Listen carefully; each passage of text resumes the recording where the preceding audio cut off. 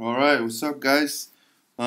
Just a quick video to show you, okay, like the hybrid method, okay, for animation that I was talking about.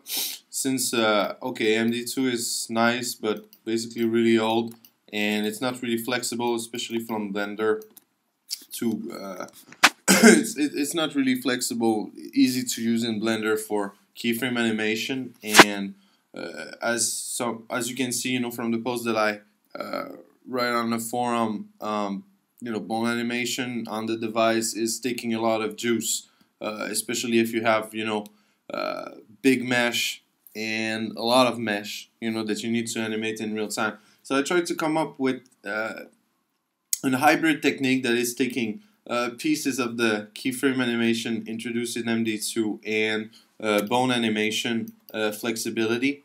And this is what I'm about to show you right now, okay? I'm going to test with Foxy over here, alright?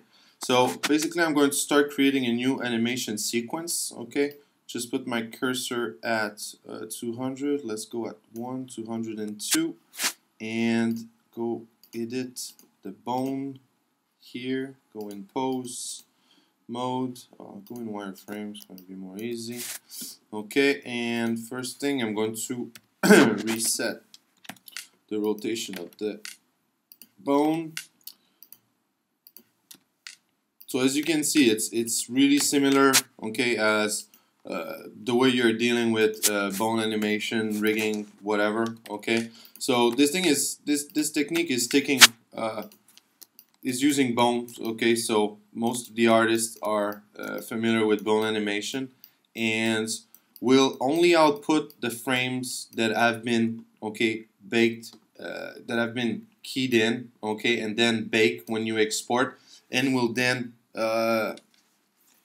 be run using linear interpolation in real time, okay. So I'm going to create a new action here, okay, insert whatever I got. You can see that my animation is created for all the bones. Okay, this is really quick and dirty, okay, like I just, take this mesh, like I don't even remember where I get it, okay, like some website that I downloaded for free, whatever, okay. So I'm going to start creating my sequence.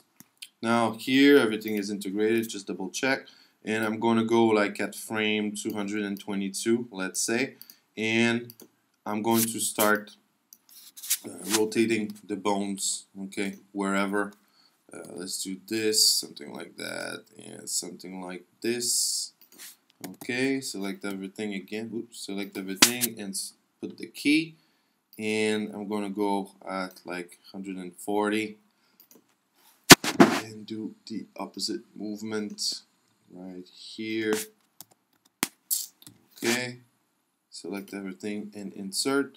So this is how our animation will look like when it will be rendered.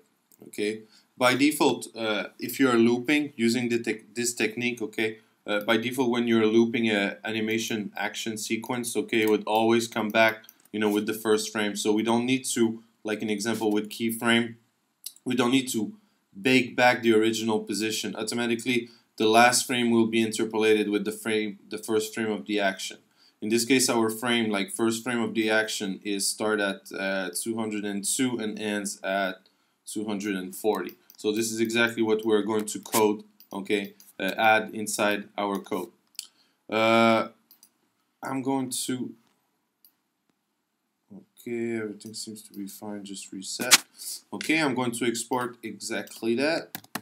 And as you can see, okay, like this is the beta version, okay, like the current development version 1.3.3. I will probably also release the code in order to do that, like on SVN. It's already coded, debugged, and tested, okay, but I'm still not really sure if I'm going to include that, if it's good enough, okay, for you guys, to be able to really do something with it, okay. So I already have like a few actions, like actually we can, if I go back here, I already do like quick, I already code some, I already build some, this is way too much, 250, okay. I already create, like just on the fly, just to test, okay. So we can see, like the movement, and just put some texture Okay, something like that. It's just to test, okay. Alright, and this is what I'm going to export. Scripting, select everything, nothing change, and update because I already have one. Okay, bake the frame. Then, oh, wait, before doing this, I'm going to add a new action, SIO2 object, build, whoa, build action, SIO2 object, and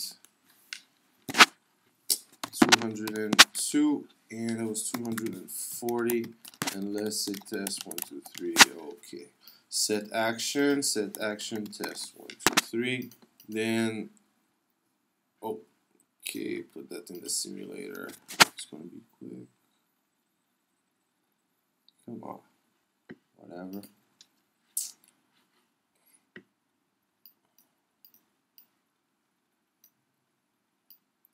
I was testing on the device, that's why. I'm sorry about that. Be patient.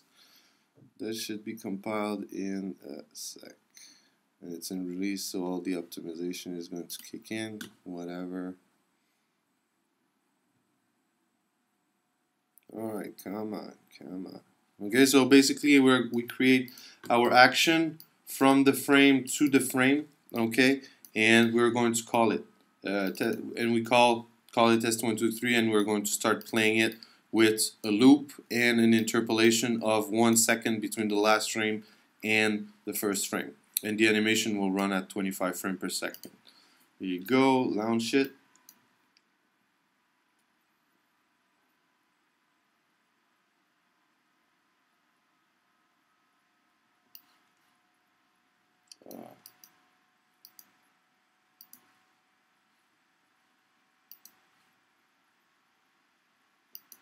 Okay, I don't know what happened, whatever. Okay, so we can see that we got this animation. I already have, like other animation, and we can see that they are interpolating.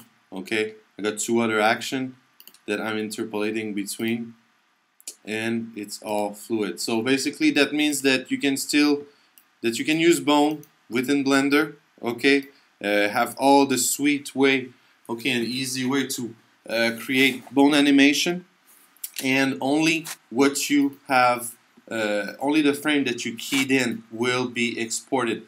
And if I go check, like it's really small, like compared to keyframe animation. Okay, my girl here got what, about what, 1,000 something, 1,000. We can't really see it actually. I think it's 1,500 triangles. Okay, which is kind of acceptable.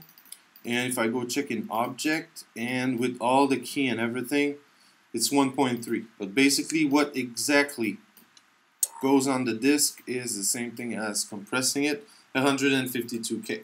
So we still have 250, okay, 250 frames of animation that have been exported and take a size on disk of 152, okay, compared to like the standard size that in example MD2 it's around 800K, okay, for 200 frame.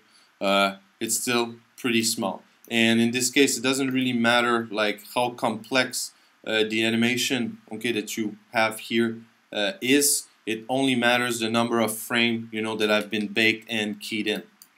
So I want to let me know what you think, and let me know, give me any suggestion or comments, on what you have seen. We'll release this code on SVN, so just check out the latest SVN release. Okay, cheers.